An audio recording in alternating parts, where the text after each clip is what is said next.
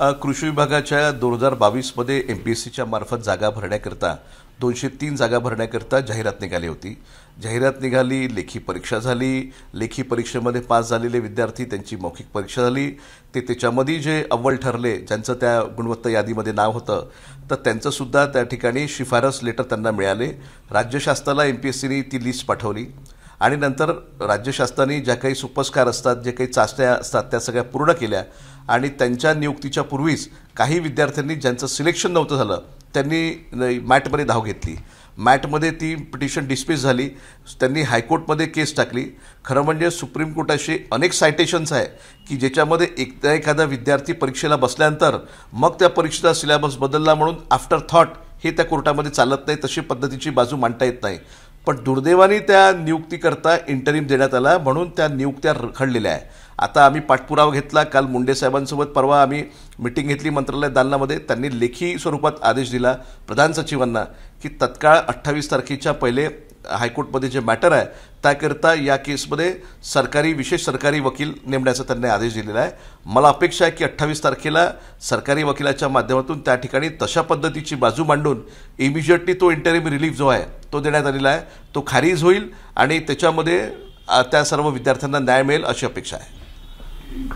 वेगवेगळ्या स्पर्धात्मक परीक्षा होता किंवा राज्य सरकारमार्फत अनेक परीक्षा होता, त्याकरता काही एखादा आयोग नेमणं अशी काय मागणी आहे नेमकी? नाही, एमपीएससीच्या मार्फत, राज्य शासनाच्या मार्फत, केंद्र शासनाच्या मार्फत देशामध्ये अनेक परीक्षा होतात।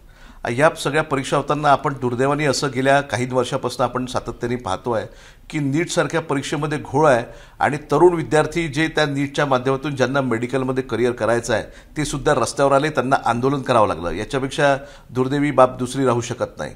दुसरं, कालच केंद्र सरकारनं आदेश दिला की जी नेटची परीक्षा आहे, जी national eligibility test for lectureship, तर ती सुद्धा इतकी मोठी परीक्षा आहे, त्याच्यामध्ये 11 लाख विद्यार्थ्यांनी फॉर्म भरले होते, 1,61,000 विद्यार्थ्यांनी फक्त ती परीक्षा दिली, त्याच्यामध्येही काहीतरी घोळ झालेला आहे म्हणून सीबीआय इन्क्वायरीची त्या ठिकाणी केंद्र सरकारनं आदेश दिलेला आहे। तर तसंच राज्य सरकारच्या गेल्या अनेक वर्षामध्ये विशेष करून कोरोनानंतर ह्या ज्या काही ऑनलाईन परीक्षा सुरू झाल्या ना, ऑनलाईनमध्ये मोठा घोळ आहे। प्रायव्हेट कंपन्या पैसे खाण्यासाठी, पैसे कमवण्यासाठी या परीक्षेचा गैरवापर करतात। प्रश्नपत्रिका फोडणे, त्या परीक्षेमध्ये उत्तरपत्रिका सुद्धा त्या ठिकाणी त्याचा दुरुपयोग करणे, असे वेगवेगळे प्रकार या राज्यामध्ये पाहायला मिळाले आहे। म्हणून माझी मागणी आहे राज्य शासनाला, मुख्यमंत्र्यांना माझी मागणी आहे की या राज्यामध्ये होणाऱ्या एमपीएससीच्या आणि वेगवेगळ्या विभागाच्या कुठल्याही संवर्गाच्या परीक्षा असेल, या सर्वांसाठी वन स्टॉप सोल्युशन म्हणजे परीक्षा आयोग नेमला पाहिजे आणि सरकारच्या वतीनंच सर्व प्रकारच्या परीक्षा घेतल्या पाहिजे। एक तर जसं विद्यापीठ स्तरावर विद्यापीठाच्या परीक्षा विद्यापीठ घेतं, तसं राज्य शासनाच्या अखत्यारीमध्ये वेगवेगळ्या संवर्गामध्ये शासकीय नोकरीकरता घेण्यात येणाऱ्या ज्या काही परीक्षा आहे आणि एमपीएससीच्या परीक्षा आहे या बिलकुल कडेकोट बंदोबस्तामध्ये आणि निष्पक्षपणे त्या विद्यार्थ्यांना न्याय मिळाला पाहिजे, याकरता परीक्षा आयोग नेमलं पाहिजे। कुठलीही परीक्षा राज्य सरकार त्या परीक्षा आयोगाच्या माध्यमातूनच घेईल अशा पद्धतीची त्यांनी सोय केली पाहिजे, ही माझी मागणी राहणार आहे। एबीपी माझा, उघडा डोळे बघा नीट।